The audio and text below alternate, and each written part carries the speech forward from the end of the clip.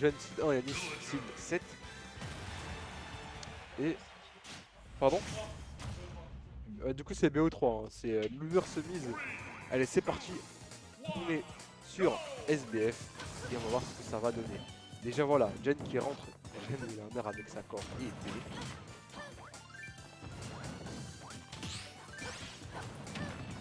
Par contre, le casque me donne trop envie de naître. Désolé, chef, j'ai pas le truc de casque. Allez. Non mais t'inquiète, hein, écoute, on va partir sur cette game. Donc villageois Palutena, Yanis contre Jen, l'envahisseur américain de cette knockout zone. Match-up compliqué, de poser souci à villageois parce que Palutena a quand même beaucoup d'options qui anéantissent un peu tout espoir du côté de villageois. Et ensuite du côté de Yanis c'est compliqué, il n'y a pas moyen de mettre de la distance parce que Palutena brise très bien la distance. Elle rentre très bien, que ce soit avec sa dash attack ou juste en jump bear qui en fait la rend invincible à la part des anti-approches des villageois. L'utilisation du contre ici c'est bien réagi de la part de Yanis qui trouve du coup un premier vrai opening de la game. Ça aurait pu être un tout frame mais il garde l'avantage, il garde un bel avantage positionnel, il catch Jen sur cette option et là on va le voir, voilà, Yanis, ce qui peut jouer en sa faveur c'est qu'il a une tendance à être très énervé et très motivé à prendre chaque phase d'avantage aussi loin qu'il le peut. Et c'est ce qu'on voit ici, il maximise sur damage output, ce qui est l'attitude à avoir face à Palutena qui va de toute façon pas te laisser énormément d'opening.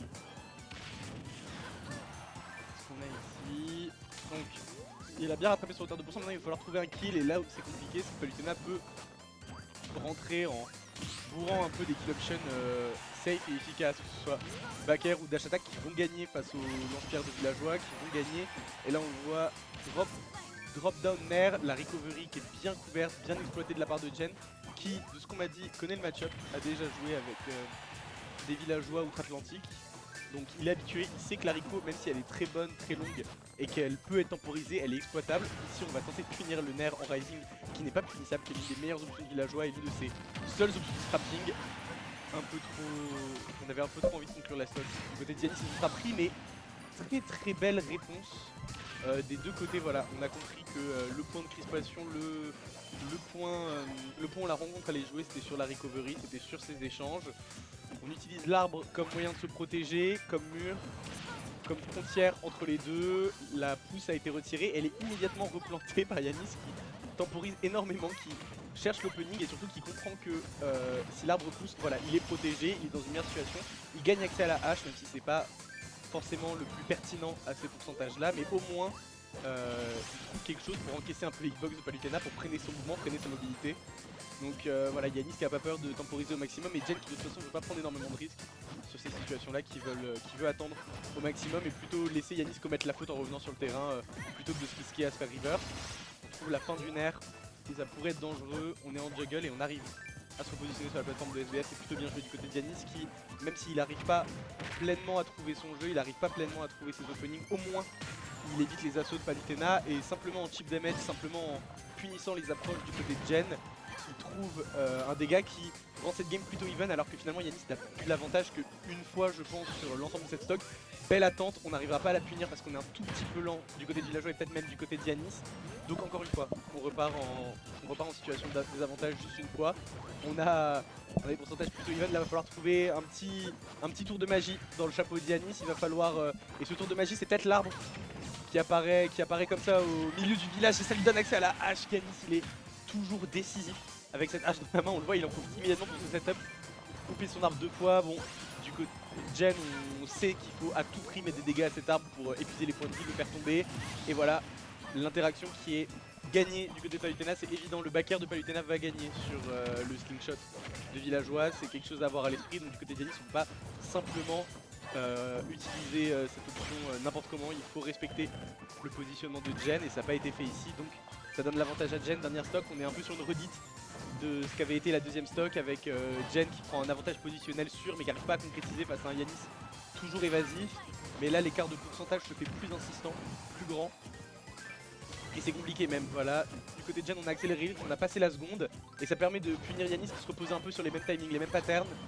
C'est pas facile, il va falloir là trouver une phase d'avantage. Il pourrait commencer par ce nerf F smash qui était très impressionnant. Tentative de read de roll, c'était pas bête mais on n'a pas paniqué. Pour Jen, on a pris le temps, on savait que remonter dans l'arbre, ça ne représentait aucun danger, il n'avait pas commencé à être coupé.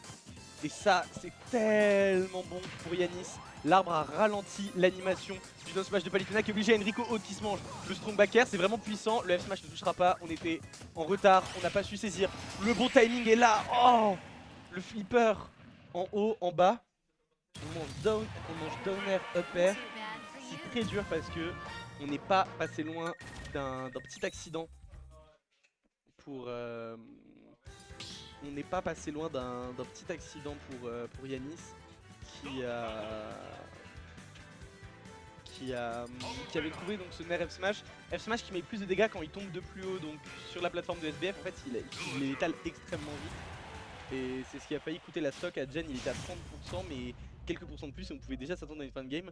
Pour un match-up compliqué et pour un joueur du calibre de Jen face à Yanis, c'est une belle prestation. Il va falloir ne pas s'effondrer sur cette game 2, passer à autre chose. On est sur un BO3.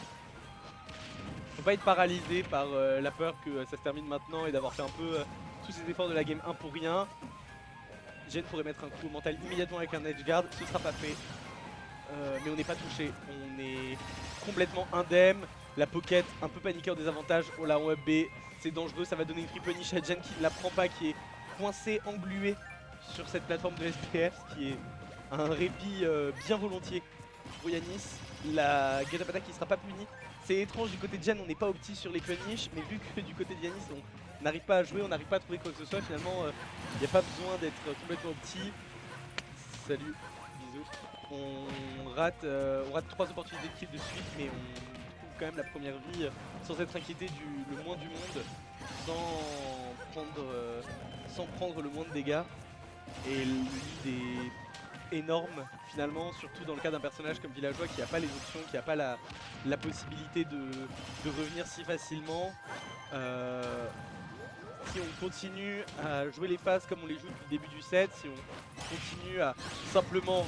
Oh là là, qu'est-ce que c'est dur le downer de Palutena qui scelle cette stock en plus tôt et on s'est effondré. Du côté de Yanis, on a un peu perdu espoir, ça ne tuera même pas et c'est bien dommage. On aurait eu besoin de ce kill dès maintenant, mais il n'y avait pas grand chose à faire. L'arbre touche le bout du pied, il va falloir trouver quelque chose immédiatement. Un ledge trap, un gimp, quelque chose, une douille, une magie, une originalité, une surprise que Yanis pourrait ressortir maintenant. Ok, le jab qui va ouvrir les pourcents, c'est maigre, c'est bien faible, c'est pas grand chose pour revenir dans ce set. Il va falloir être offensif, il va falloir être proactif, proposer des choses. Pour Yanis, on ne peut pas se contenter de simplement trade les coups de la sorte, encore plus quand les options de Palutena lui permettent de passer à travers les side B, les forwarders de la sorte. On est mis en dehors du terrain, on est complètement coincé. Jen en confiance qui permet d'aller en dehors du terrain pour la première fois vraiment depuis le début du set. Ce sera sûrement puni. Enfin encore, le timing n'est pas optimal. On n'est pas complètement prêt sur le timing. On est un peu déboussolé, un peu secoué pour Yanis. C'est problématique. On a redonné la position, redonné l'avantage positionnel. On est coincé dans ce corner et c'est la malédiction depuis le début du set pour Yanis qui arrive vraiment pas à s'échapper, qui arrive pas à faire quoi que ce soit de cette game. Et même si Jen joue pas forcément à son meilleur niveau, de toute façon il est 22h35 dans une weekly où il fait 40 degrés, on l'entend bien, mais c'est fait et c'est sur une game 2 décisive par rapport à la première. Yanis qui demande ce qu'il aurait pu faire de mieux, mais ça sent